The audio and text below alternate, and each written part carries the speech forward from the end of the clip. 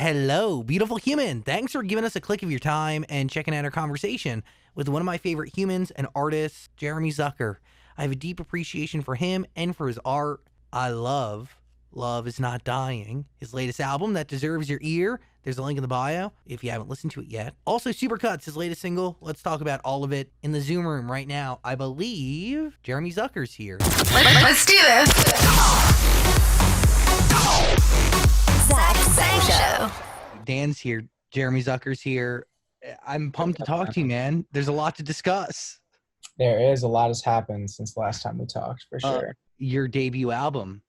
Yes. And you're tweeting about wanting to release even more music after releasing a single the other day. Yeah, I was manically tweeting a couple nights ago.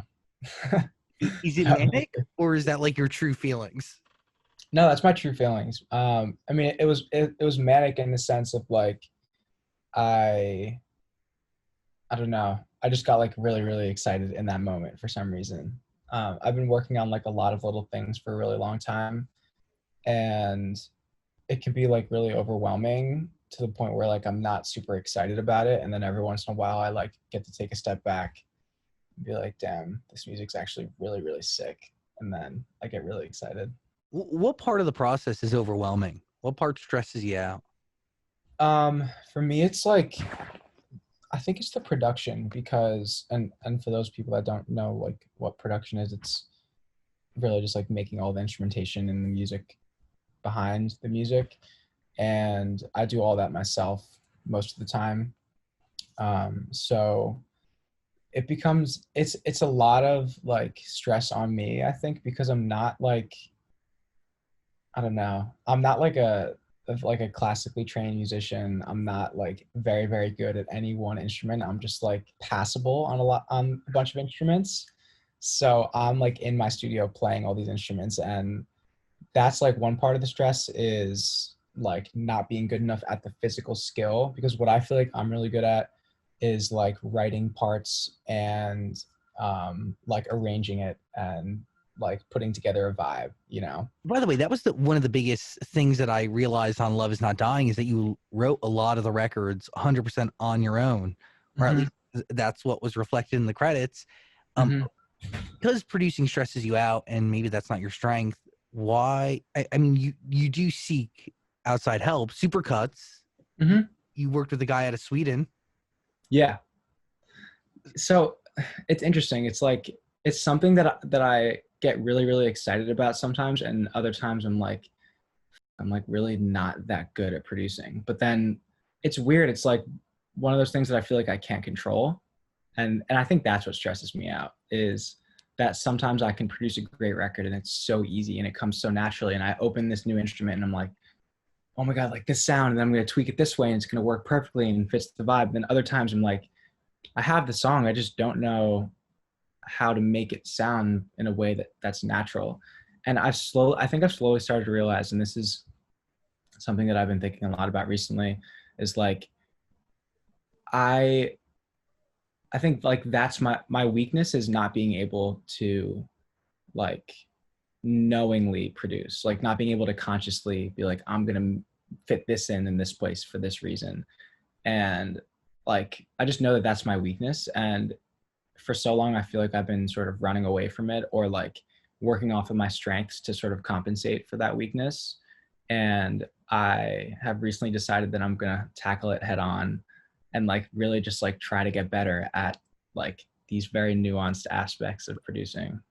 How do you learn? How do you pick up something like that? Is it by watching other people?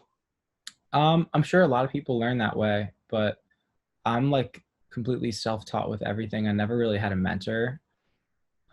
Which I sort of wish that I did, but it's taught me like a lot of resilience, I think, in making music. But my plan is to just like not be afraid of trying out specific like new things. I don't know, like I just brought a drum set into my studio and I'm like buying a bunch of instruments and just like, yeah, going. Is it hard for you to convey what you want to a producer and for them to really get it right? Yeah, I think because a lot of the times I don't know exactly what I want. And that's why I really do like having complete control over my stuff, because I get to try a million things out without pissing anyone off. Are you afraid if like Supercuts, for instance? I mean, how did that record come to be? Do you write the record and then ship it off, or do you sit there with a guy, try a trillion different things, and then like by looking at his face and the tone of his voice, you can see that he's really fucking annoyed with you? No, so that was a totally different sort of process, and it was one that like shaped out to be really cool in the sense of like how it came together. So I was in Europe doing a couple festivals last summer, and I got an invite to come out to Max Martin's camp in Sweden, where it's basically just like a building and a bunch of producers and a bunch of studios, and they're all just working and collaborating and like doing cool stuff, and they're all just like top-notch songwriters and producers. And so I went there for a week, and I just did like 5 or 6 days of sessions with a couple other different writers and producers. And Supercuts came about when I was working with this songwriter, James Allen, and I had wrote Not Your Friend with him previously during a trip to LA with their LA-based camp. And so this was my like second long stint of working with him, and he's just a really awesome writer and really fun to collaborate with him. And then we were in with this producer, Alof, I think it was my first or second session with him ever. And we are just like coming up with all sorts of stuff. And then Supercuts, like the idea sort of came up with just me and James jamming on the guitar. And then we just started laying stuff down and going back and forth. And by the end of the day, we had like an almost fully produced version of the song. And I sort of sat with that song for like 6 months. And it was this, honestly, this love-hate relationship. Like my manager would be like, dude, this song is so awesome. My A&R would be like, dude, this song is so awesome. And then I'd show it to my friends and they'd be like, yo, this doesn't like sound like you. And I would listen to it on my own and be like, damn, this song is so good, but like, it doesn't feel like me. And I kept having this like thing in my mind where I was like, why, like I know what my music is supposed to sound like. And I was like, I don't want to put something out that doesn't feel like me. And so I was like sort of having this like crisis about the song for a little bit. But it was annoying because I knew how good the song was, you know? What about the record didn't feel like you when you were asking your friends for specifics? Because if a friend of mine is going to make a claim like that, you better come to the table with effing receipts. You know what I mean? Like, I want clear proof, because I think the song is a total evolution of your entire sound and who you are. And your vocals shine really bright. It's catchy as the production just hooks you, and the lyrics are great. It's an amazing story, and everybody knows Supercuts. So surprised that you'd even get your haircut there. I don't even know if it's true. When I was younger, I did. But no, so that's not like where the story ends up. So I had this demo version of the record that was like the version that we finished that day at the studio, and it like definitely wasn't a finished version.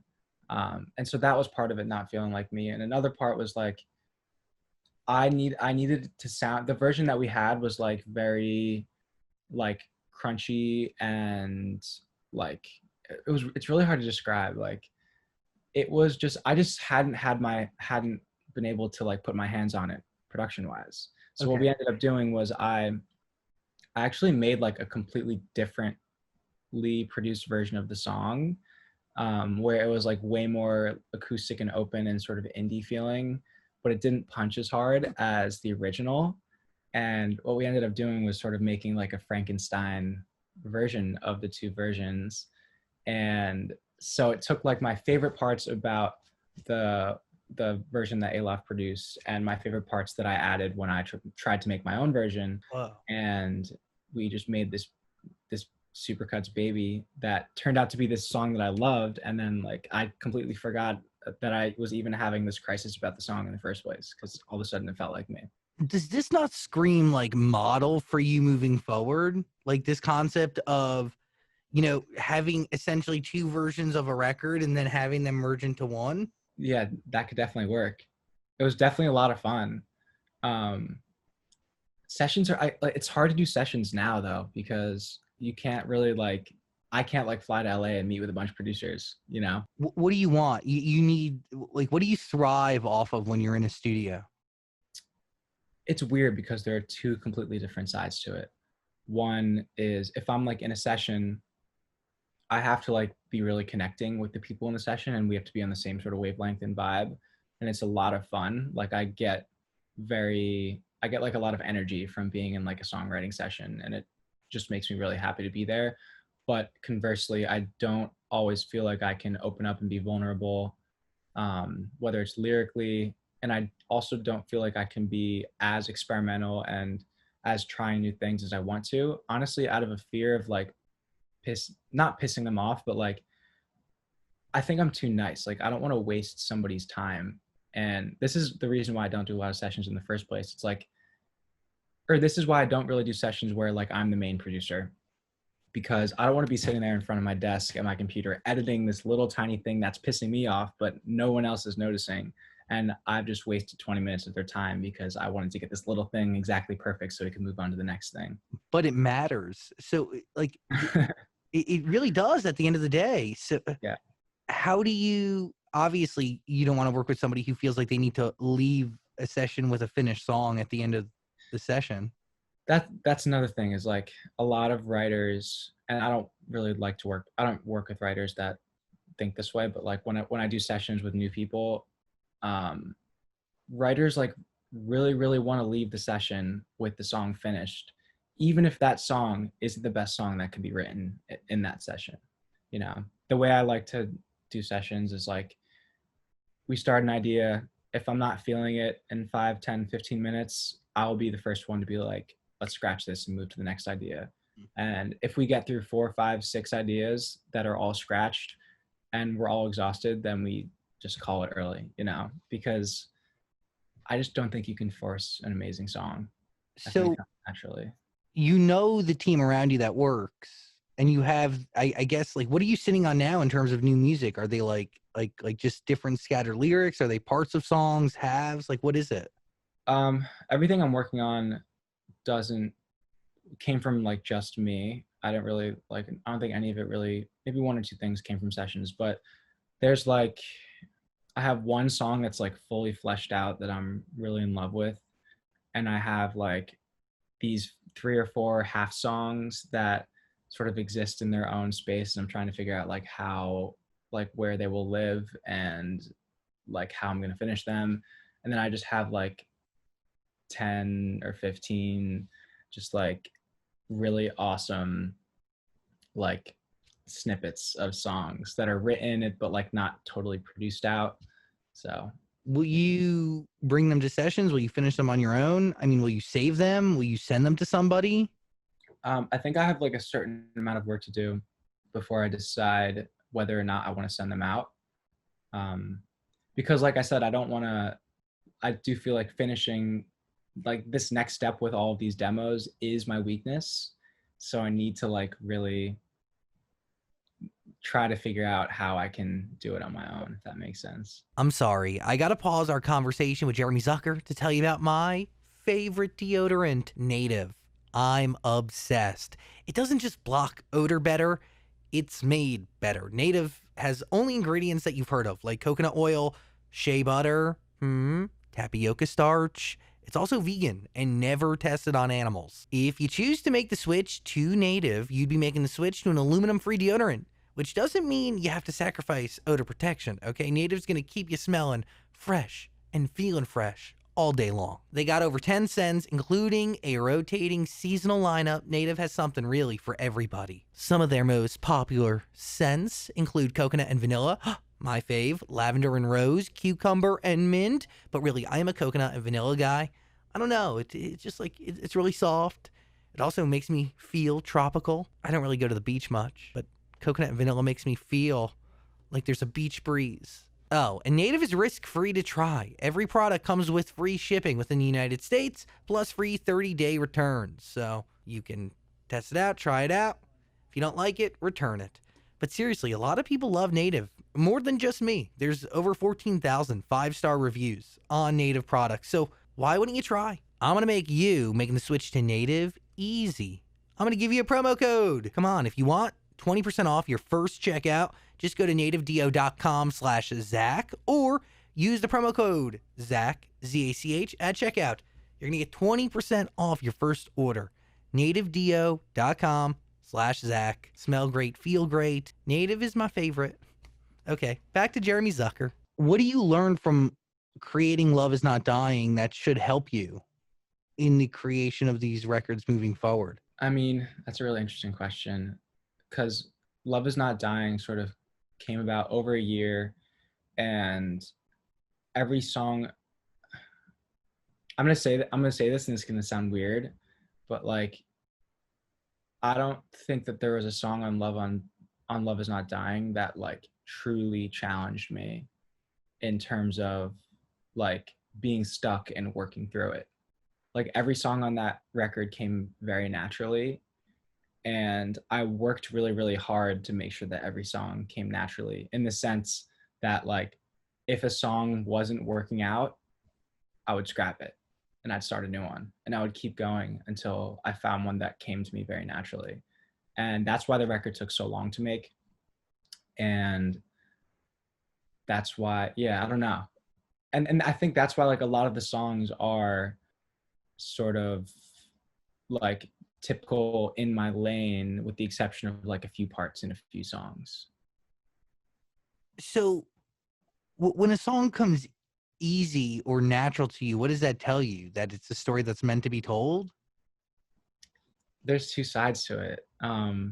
It's like if it comes really naturally and easy to me, yeah, it feels like it was meant to be told, and it feels like it was meant to sound that way, and it almost sometimes feels like it was given to me, like I didn't consciously come up with it.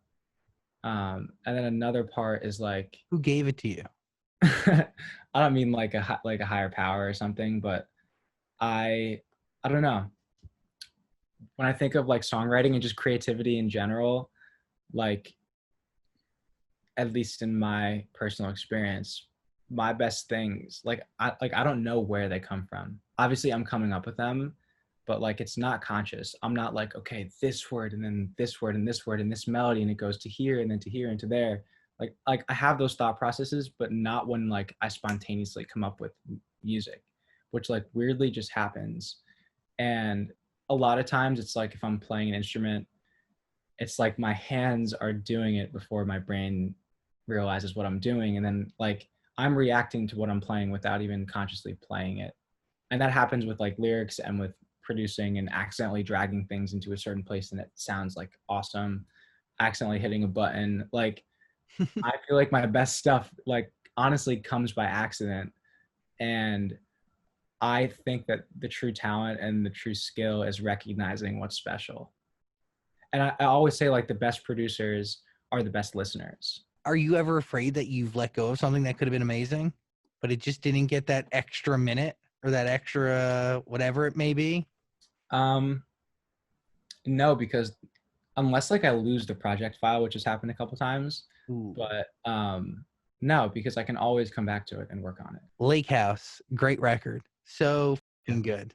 Thank Like, do you have a lake house? I do not have a lake house, but that But- was about this girl that I was seeing that has a lake house. And clearly you'd go there and be some form of abuse because you'd be pointing out your vices and it would be putting you in a crisis. Nice.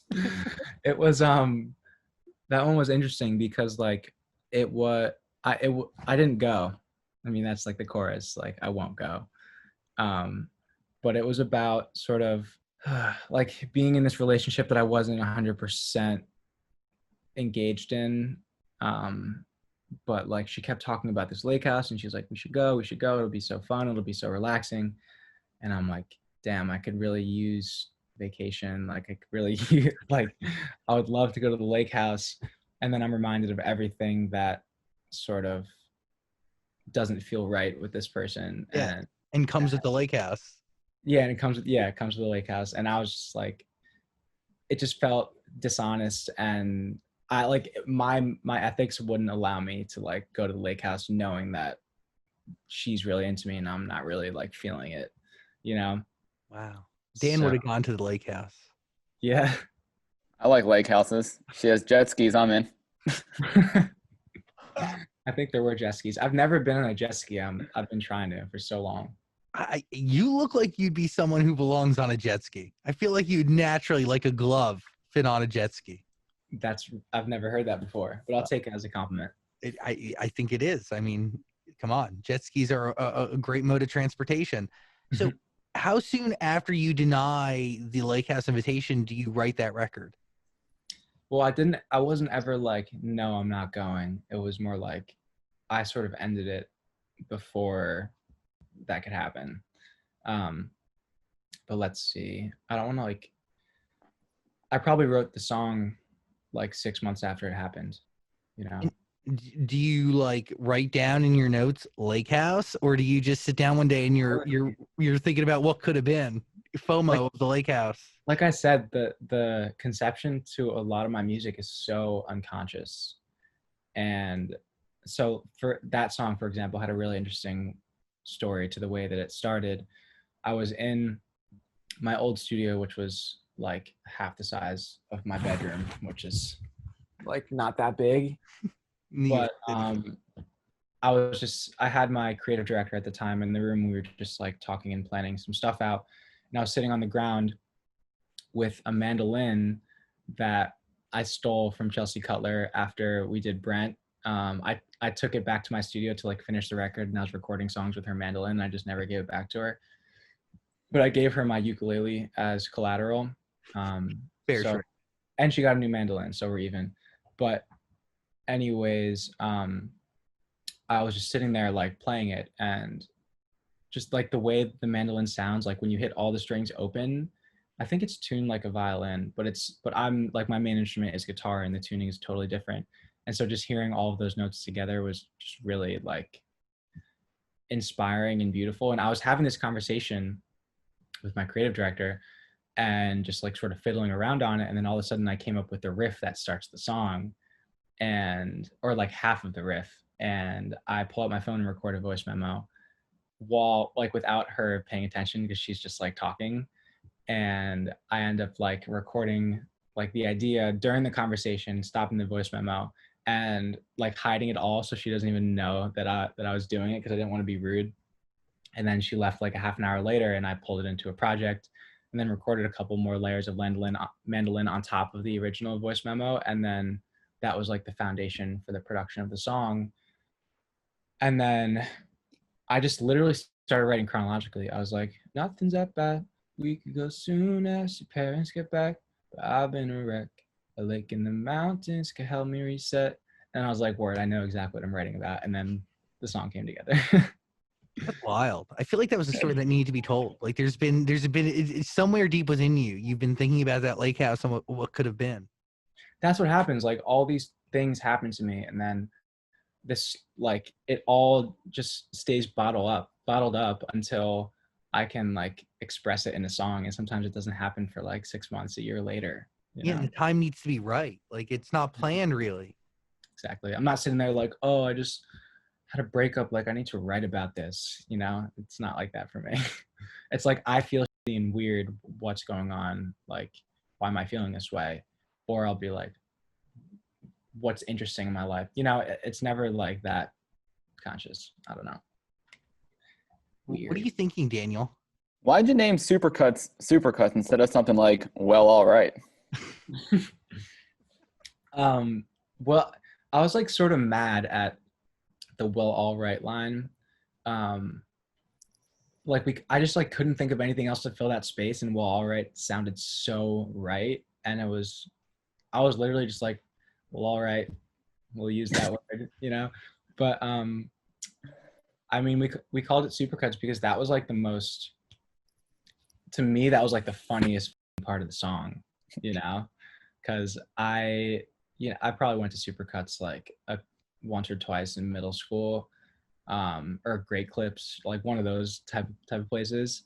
And I don't know, it was just it just like, to me, defines everything that's like mediocre about living in the suburbs.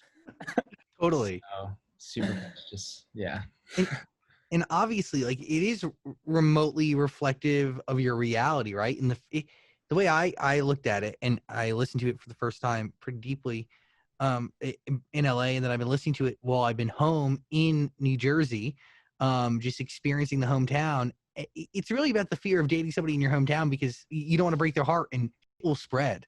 You know, it's never just between you and that person. It's between you, that person, their family, and half the town, and it will Right. follow you, and people will look at you differently, especially when your town is only like, uh, I'm close to where you grew up. My town's like only 20,000 people. Only Totally. 20,000. I mean, I say that like I'm like some I fucking, feel like it's a small town size, I right? guess, I don't know. I don't know. It's only a single arena, if that makes any sense. Only an arena filled with people. But they are spread out throughout a town.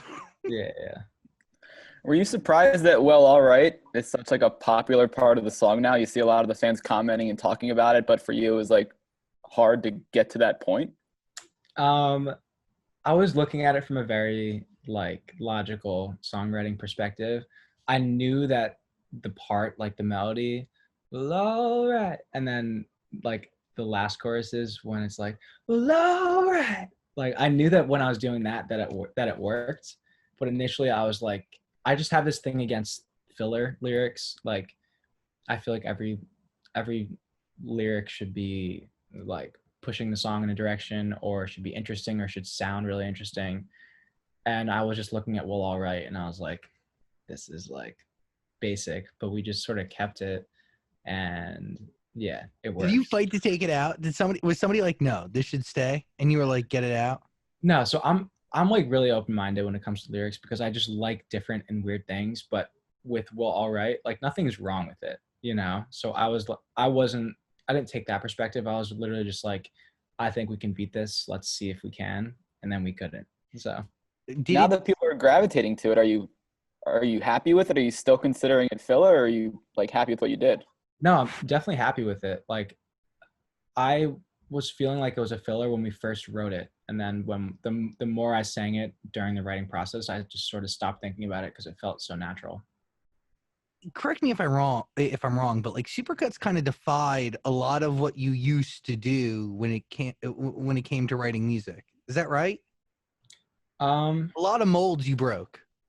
yeah, I think so. I think a lot of that is like in the production. Well, yeah, it is a very different song, but But it's also still you because like did Well All Right stay in your version of the record? yeah, so the lyrics and like the melody were exactly the same. I just sort of re-recorded it and like performed it a little better. The stuff that changed, so like if you listen to the first 30 seconds of the song with just the acoustic guitar, the drums and the bass and my vocals, like that's sort of how the whole song was panned out. And so when the first chorus sort of stays that way, and then the second verse, and then the whole rest of the song with like the big instrumentation and like the acoustic guitar, and the sort of like shakers and stuff like that is everything that I added to make it feel more like acoustic and indie. And we put in this like really beautiful piano that like makes it a little moody. Those are the parts that like made it sound like me. It's I don't know. It's like this beautiful meshing of energies. It just I don't know. It hits right. Um, Can you actually explain like the main story about this? Were you going through like what were you going through when you wrote this? Um, I wasn't really. It wasn't. Again, it wasn't like a conscious. I'm feeling this way. I'm gonna write about this. A lot of it was like we were in the session, and we started writing the chorus chronologically. It was like, because I don't want to be someone that makes you happy, then lets you down. We'll both feel crappy. I'll hate your friends when it ends. That was like how the song started. And I just relate to that on so many levels and have for a long time because it's honestly, it's just really hard for me to like, um, I'm just like really picky when it comes to like having feelings for somebody. Not that I can control it, but like I feel like I let people down. Like if I'm sort of falling into a relationship, I've felt like I've let people down, even though I know it's not my fault that I like don't have reciprocal feelings. But it was just sort of this realization, like maybe if I just stop going down that road for a while, I'll stop letting people down, you know? But And it's yeah. not a you problem, you know? You can't stop attempting to find the right person Yeah. in fear of them not being right and then you having to tell them that they're not right. Yeah. I know. I've worked past it. I'm beyond it, but it was for sure a realization when I wrote it a year ago. Yeah. Does this song help you at all move past it? It does. It makes, just in general with writing music, like whenever I write about something deep or heavy or something that I'm just really, really experiencing that was difficult, a lot of times it like illuminates it and helps me like point at it and notice it and pay attention to it more. And just that action, I think, makes it lighter. And also just like the emotional release of having it in a song definitely like lifts the burden. And it's something you've probably had bottled up for a while. Totally. Yeah. And then Yeah. you got to hear it over and over again. It's a constant reminder. I know. Was the plan to release music this quickly after the album, or did this whole pandemic change up summer plans and what's going on? We were planning to put this out shortly after the album to sort of just let people know that I'm not just going to put an album and go quiet for like a year. Yeah, the pandemic was a very interesting variable in the situation. I think we probably would have put it out earlier. And also like we really wanted it to be summer song, and this wasn't a summer where people were like out and having fun and chilling, obviously. No, there's no like top down, going to the Jersey Shore, Yeah. pump the radio, wah wah. So it sort of became like wow. It sort of became like an anti-summer song because it just made you feel like you were having this amazing summer, even though maybe you weren't. It makes me dance, dude. It makes me feel good, honestly.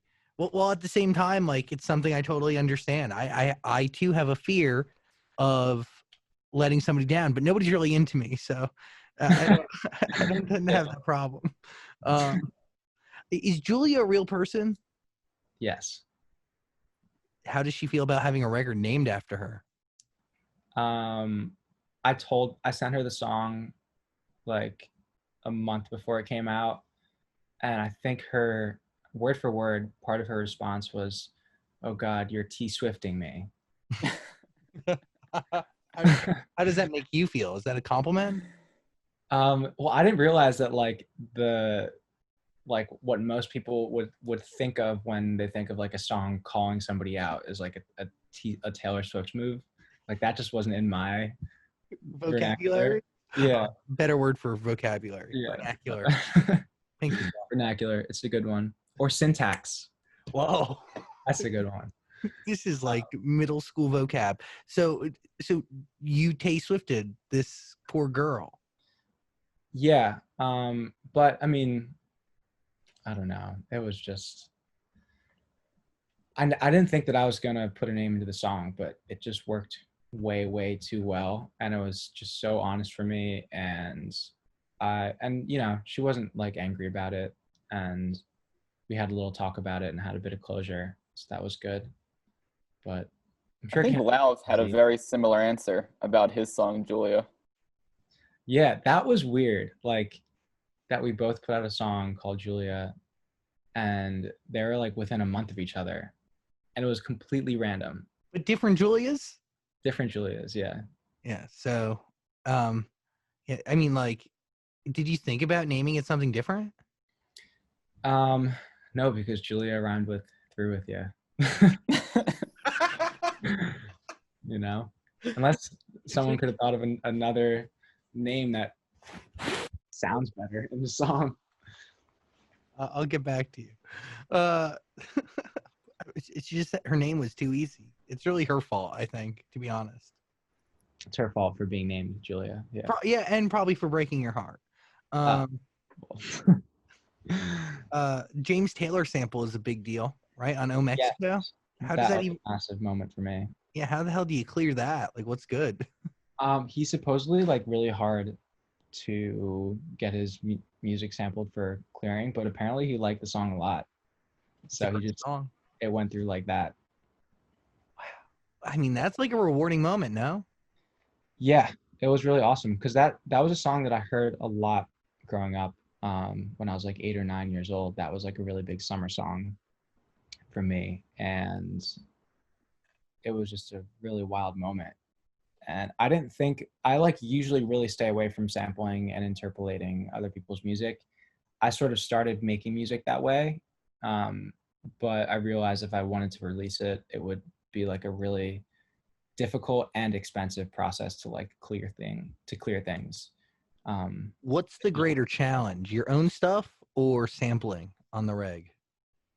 Um, I mean, it depends. I haven't like really tried to sample stuff in a long time, but in the beginning, it was a really, really nice way of like creating new inspiration. What I was saying before about like listening and like the creation process not really being super conscious and deliberate, like sampling sort of does that. It's like you get a starting point and you can mess with it and experiment with it, and then that inspires a completely new thing.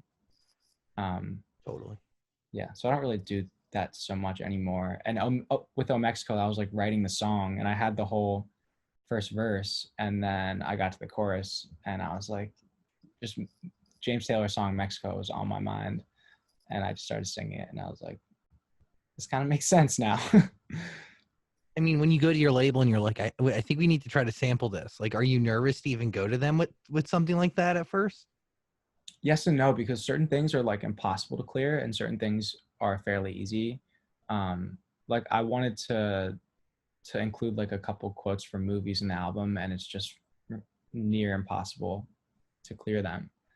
So I was like, am I gonna be screwed with this song? But it honestly just really depends on who the rights holder is, and James Taylor was very chill. A statement that who knew growing up you'd be able to even say that and actually like understand, Right. know that he is genuinely chill. Yeah. Pretty crazy. You mentioned Chelsea Cutler. Are you guys working on a Brent too, or is that just a one-time thing? I can't really say. I don't know when this is airing. What? But she's actually coming to New York today. We're gonna hang out. But Maybe work on Brent too. Maybe we'll see. Yeah. I feel like that's the answer we were looking for. I don't think we're gonna get much more out of you for that one. What is it about? By the way, one of my big summer things that I was looking forward to was going to Red Rocks and seeing you all perform. I was pretty bummed because I've never been to the venue, but I was going to go and see the show. Mm-hmm. But there's something special. There's an energy there, right, between you and Chelsea and the whole crew. But you and Chelsea in specific, what is it? Do you know what it is? Can you put your finger on it? I think, I mean, there's definitely something very special musically between us, and just the way that we write songs together feels so natural. And I think like we both sort of, especially with Brent, like we both sort of have, and this is just coming from me, I don't really know if she would say like feel the same way, but I feel like we both have like fantasies about a slightly different kind of music that we want to make, like just a more organic, like closer to home, like almost folky type of genre. And when we come together, it just works. That's like the style that works between us. So yeah, it happens just so naturally, and it like sort of satisfies my like urge to sort of strip things back and make things more simple and make them like wholesome sounding. Are you afraid to try new things? Like, are you afraid of what people are gonna say? Is it not gonna work? No, I'm definitely not like afraid of what people think. It's more, no, I'm not afraid to try new things. I'm just so I like hold myself to like really, really high standards, I think, to where, I mean, I try like random shit all the time. Like I never go into the studio and I'm like, oh, I'm gonna write a song like All the Kids Are Depressed. Like I always am trying to do something completely new and completely different to what I've done. And what happens is like I have sort of an internal compromise where what I write ends up in between this crazy new and different weird thing, and in between that and something that I'm more familiar with, which is just music that I've released in the past, because that's what comes naturally to me. So it's like a slow like inching towards more experimental, but like remaining on the like closer to home side, if that makes sense. That's a But proper evolution.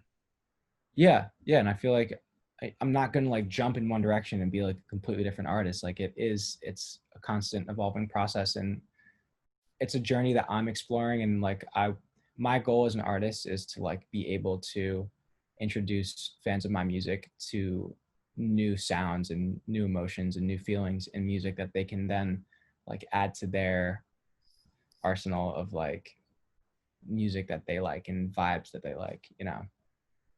I think Taylor Swift is the best at doing that. She just releases whatever she wants, whatever it sounds like, and her fans just love it all, and it's all different sounds every time. Yeah, I mean, Folklore was incredible.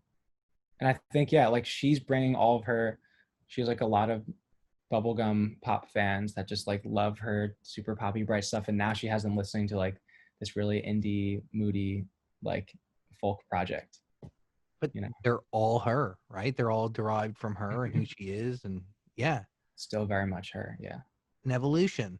An evolution that's really based on the reality that you're living, which I think that makes real art, right? When people have the ability to kind of, I don't know, pull from their reality and create records that everybody shares a reality, you know, we're all the same. So most of the emotions that you felt in Love Is Not Dying, I've gone through in my own life. So, you know, I was able to connect to it. And as you grow as a person, keep the art true, man. Obviously. This album is so good. It's just so good. It's fine. I believe that too. Um, Thanks, man. but why is a song or an element like Still important to the overall album? It was, there's a couple of reasons. It's a really conceptually important song to the album for me. If you're on Spotify and look at the, what are they called? The storylines, like every song you can swipe down and see like a couple sentences that I've written about it. I knew I wanted an album intro, and that was sort of like a 40-second like crescendo, and just a lot of the things in that song are like, it like sort of sets up the stage for where it's fine, and that sort of sets up the stage for the rest of the album conceptually. But yeah, I love album intros. I feel like if you're gonna sit down and like listen to an album front to back, an intro is super important to sort of like let you into that world. And you know, it's not a song that people are gonna like save and listen to on shuffle in their library, and like that's not the point, you know. It's a 40-second like crescendo. And it sets the mood. It starts the journey. Yeah. So obviously people should listen to this album, Love Is Not Dying, top to bottom. Are there any records from this album that really are connected to your life still today? Because I know they've been written a while ago. Yeah. I mean, sort of the most unique and standout tracks to me, and the ones that are the most meaningful to me, honestly, Oh Mexico is like one of my favorite songs I've ever done. But also Full Stop is super important to me, sonically and conceptually. It's Fine and Julia. I think those are like the ones that I'm holding really close to home these days. Will they stay that close forever? 100%. Yeah. I don't think there's a song in the album that like I will grow out of. You tweeted something a little while ago about the album. You said came from a very specific life experience that I've only vaguely alluded to in interviews and such. More on that in the future, maybe. What is Oh, that? wow. What is that? Okay. Here we go. Yeah, now's the time. So I was seeing this person that just had a lot of issues with substance abuse and a lot of mental health issues. And I sort of came into her life at a time where like she was doing very, very well. And she was like almost a year sober and just like had turned her life around. And I met her like during that time. And I sort of just like fell into this relationship, and I'm trying like not to give away too many specifics because I don't want to like invade this person's privacy. But I basically what happened was like a month into the relationship, she relapsed, and it turned into like a really difficult, toxic, like dependency, like almost codependent relationship. And I felt like I was sort of, she made me feel like I was there to like help her through it, even though like with addiction, like nobody can help that person but that person, you know? But anyways, so the situation sort of, the way it manifested into the album is I like literally just like didn't want her to die. And a lot of the music and the title of the album is really just like, if you love me, you won't die. And that's where love is not dying comes from. It's not about like love is still alive. It's like love to me is actually not dying. So don't die if you love me, if you say you love me. So yeah. So let me break this down a little bit. You form a brand new relationship with somebody you don't know while they're in a sober period. And after only knowing them for a month, they relapse. Yeah. And then they lean on you as a light to get out of it. Yeah. But you don't really know this person. So they're leaning on me as much as I am sort of finding purpose in helping them and caring for them and being there for them. So you took on a lot of that stress Yeah, a lot of the stress, but at the same time, like and responsibility. it taught me a lot about myself. Like I never really thought that I could care for someone in that way. And when I say care for it, like actually truly be there for someone. And I'd never felt like I was actually there for someone until that period in my life. Like I had never, I mean, I've obviously like cared about people and been there for people, but I've never like really been there in a time where someone like really needed me.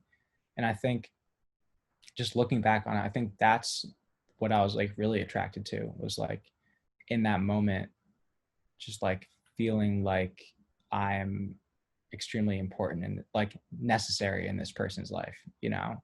And at the end, that's sort of what like made it really difficult for me to be like, this relationship and this whole thing is not serving me in any way. And in fact, it's actually like damaging a lot of parts of my life, and I need to like remove myself from it. What was damaging about it? Constant fear of her like spiraling down and like ruining her life. And also, I don't know, just like a lot of like manipulation and lies. And I was like, I found myself like just starting to like justify the way she was behaving.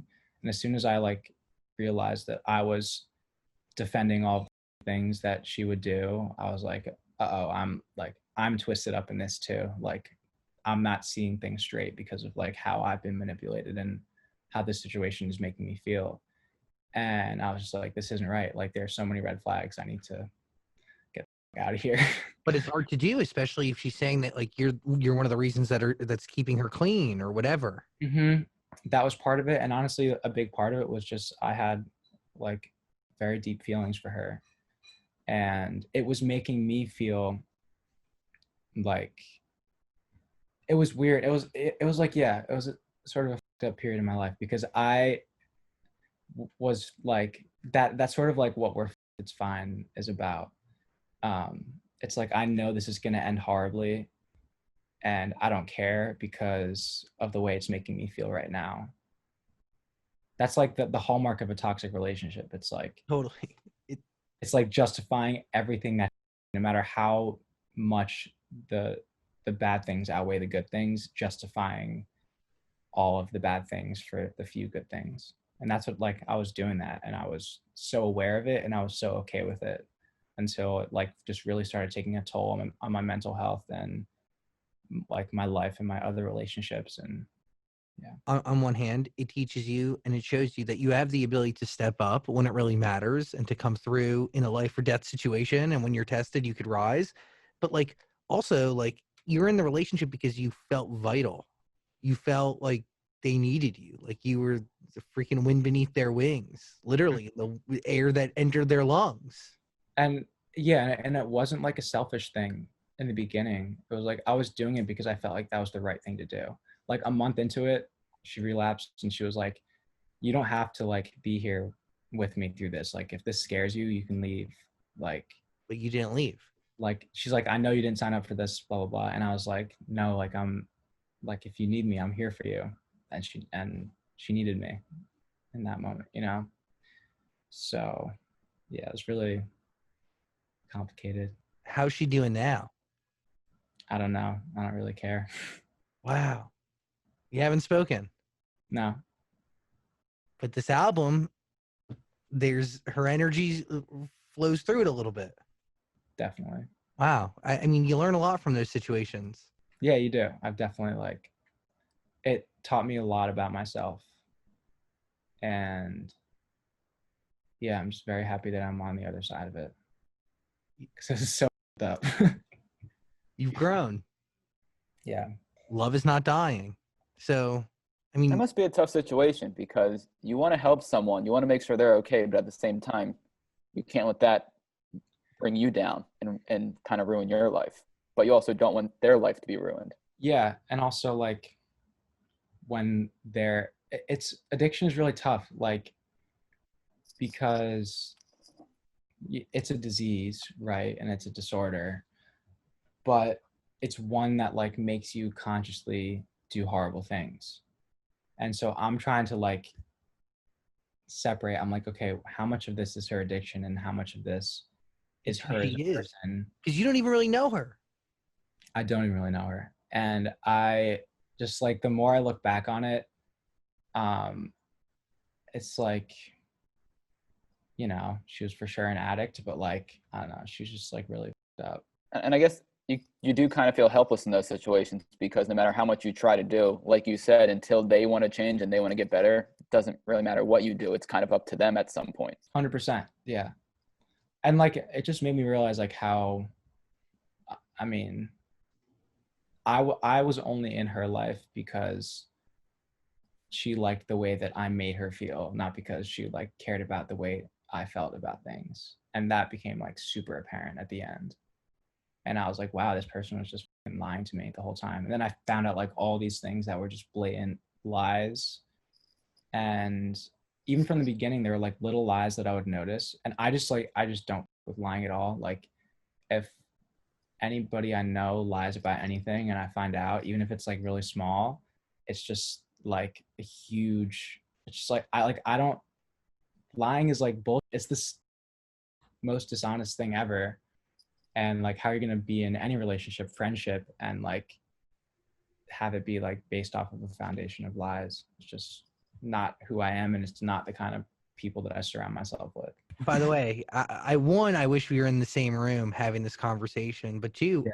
clearly a conversation that needs to happen. Mm-hmm. You know, I mean, you can't have any sort of relationship built and based around lies, and I can only imagine. I mean, I can only imagine what really went on in this relationship and how it ended up working. Well, it didn't work. Obviously it didn't work. Do you look back at it and wish you could do it differently, or are you happy with the way it went? No, I mean, I did everything because I felt like it was the right thing to do. And no, I wouldn't change the way I handled anything.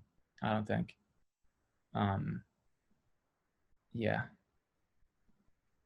it was wild. I'm just so glad that like I was able to just like remove myself, because I could totally see that being, I don't know, there are just so many things about it. I don't even want to go into it that much anymore, because I don't want to like I don't know if like she'll find this somehow and like get like super. I don't know. No, this is Something like hey, this is a that. part of life and love and growing up and experiencing things. I mean, dude, addiction is a part of the way humans exist. It's something so many people face, and people are addicted to things, and what somebody's addicted to can range. You know, I mean, it's a very real issue. It's sadly something that plagues more people than we probably could sit here and try to fathom. You know, it is so real, and wow. I thank you for sharing that with us. Love is not dying, and love is not dying. That's the truth. I now have new meaning to the entire title Yeah. of the album. Love is not dying. It is worth your ear. Final thoughts, Daniel Zola. No, I just think that you should do some ASMR channels and, you know, read bedtime stories for people to listen to. I would love to. He has a beautiful voice. I know it's so easy to listen to. It's very calming and soothing. And I guys. love this rasp and this like these runs that you do that came out in Love Is Not Dying throughout the album, like this new vocal level I feel like I didn't get on Summer. Maybe I'm crazy, but it's No, you're definitely. Yeah, I like listen back to old voice memos of me riffing on my phone, and my voice used to be like so. Yeah, my voice has just changed a lot. I don't know if it's like better control in singing or if I'm just like trying out different things, but yeah. You sound hella confident and it fucking hits. thank Really. you. This is a thriving Jeremy Zucker, clearly in a better place and learning a lot. Love is not dying. Take that with you, friends. And thanks for hanging out, man. I appreciate it. Awesome. Thanks so much, Zach. Thanks, Dan. Later. Sending you love, man. Guys, until next time. Bye. Hey, beautiful human. Thanks for watching our full interview, but I get it. Like, a full interview is a lot. So we got a clips channel. We don't expect you to watch the full thing anymore, so we just gave you the highlights. Please subscribe and notifications and all that stuff. Okay, cool. I love you.